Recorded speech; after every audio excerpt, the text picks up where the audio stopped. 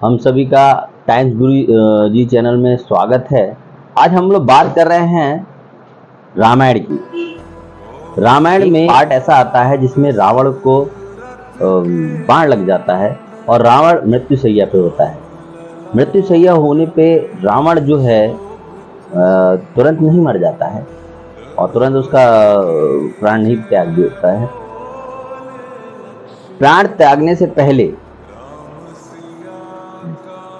राम जी जो लक्ष्मण जी से कहते हैं कि एक काम करो, तुम जाओ रावण के पास जाओ और जाके रावण से कहो कि मुझे ज्ञान दिए।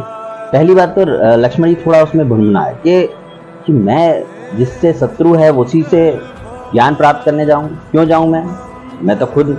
तो राम जी ने 2 बार समझाया, क्योंकि राम जी और लक्ष्मण जी हर बात राम जी की सुन लेते थे कुछ कहने के बाद। तो उन्होंने उस बात को ध्यानपूर्वक सुना और गए और जाके रावण के सिर के पास खड़े हो गए और उनसे बोला कि मुझे ज्ञान दीजिए। तो रावण ने कुछ भी ऐसा कुछ हिला डोला नहीं और कोई बात नहीं करी और उस पर लक्ष्मण जी बड़े क्रोधित हो गए अचानक। और क्रोधित होकर उन्होंने सीधे राम भैया से कहा कि भैया आपने हमें ज्ञान के लिए भेजा था और उन्होंने मेरा अपमान कर दिया। तो राम जी ने कहा ऐसा नहीं हो सकता है, आपने कोई त्रुटि की है, तो आप एक काम करिए, दोबारा जाइए। अच्छा आप खड़े कहाँ थे, उन्होंने पूछा। तो उन्होंने कहा मैं भैया मैं सर के पास खड़ा था। कह नहीं, जब भी आपको ज्ञान प्राप्त करना है तो आपको ज्ञान हमेशा झुक के ही मिलता है, तो निश्चित बात है आपको उनके पैरों की साइड जाना चाहिए था। होता भी यही है। लक्ष्मण जी दोबारा जाते हैं और पैरों की साइड जाते हैं और उनसे हाथ जोड़ के विनम्र मुद्रा में ज्ञान प्राप्त करने के लिए कहते हैं, ज्ञान मांगते हैं उनसे। तब रावण कहते हैं 3 बातें रावण कहता है। वो 3 बातें कुछ इस प्रकार हैं। तो रावण ने बताया कि पहली बात तो यह है कि कभी भी कोई शुभ काम करने में देरी नहीं करनी चाहिए।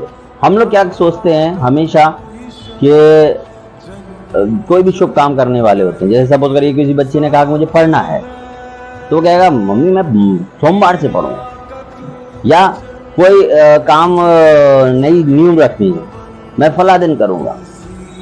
जबकि रावण ने कहा उसे तुरंत कर लेना चाहिए, जल्दी से जल्दी उस चीज को निपटाना चाहिए। दूसरा, रावण ने कहा कि कभी भी अपने शत्रु को कमजोर नहीं समझना चाहिए।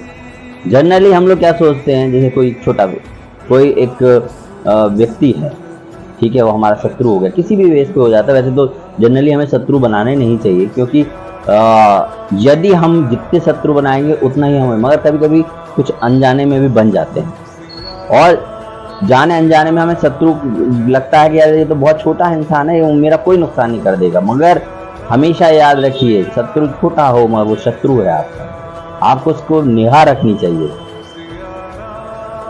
निगाह रखने से ये होता है कि वो शत्रु आपका अहित नहीं कर सकता। तो रावण कहता है यदि मैंने अपने घमंड के द्वारा अपने शत्रु को कमजोर नहीं समझा होता कि ये बानर और ये सब मेरे क्या मुकाबला कर पाएंगे, मैं तो तीनों लोग विजेता हूं, तो आज रावण का ये हाल नहीं होता। तो कभी भी अपने आप पे घमंड नहीं करना चाहिए। हमें कोई चीज नहीं आ रही है, हमें कोई चीज नहीं, व्यक्तित्व हमारा कुछ अच्छा नहीं बन पा रहा है, मगर हमें अपने आप प्रयास करना है, उसमें अपने आप को सफल बनाना है, ऐसा सोचना चाहिए। कभी भी किसी कोई एक आप रेस में खड़े हुए सपोज करिए, और रेस में खड़े खड़े आप अपने कॉम्पिटिटर को छोटा समझ रहे हैं, आप गलत हैं। हो सकता है वो आपसे ज्यादा प्रैक्टिस करके आया हो, वो आपने पहले प्रैक्टिस करते थे, बाद में आपने लेजी हो गए, वो प्रैक्टिस अभी भी कर रहा है, हो सकता है वो लगातार प्रैक्टिस करने के कारण वो जीत जाए। इसलिए शत्रु को कभी कमजोर नहीं समझिए, कॉम्पिटिटर कभी भी कमजोर नहीं होता है।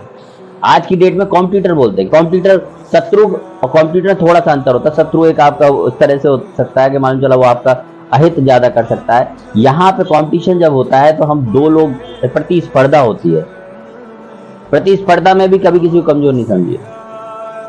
अब आते हैं रावण द्वारा की गई आखिर तीसरी बात जो लक्ष्मण जी से कहा उन्होंने कहा हे लक्ष्मण, कभी अपने रहस्य, अपनी गोपनीयता यदि हो सके तो किसी को भी नहीं बताओ। मैंने अपने भाई को बताया और मेरी गोपनीयता भंग हो गई।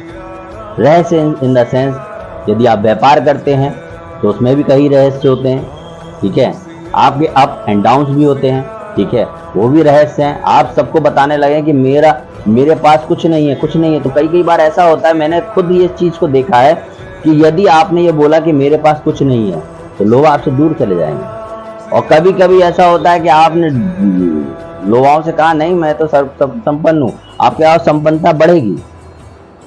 आपको अच्छा सोचना है, अच्छा विचार करना है, अच्छी तरह से अपने जीवन का निर्वहन करना है, और उसके लिए आप पॉजिटिव रहिए।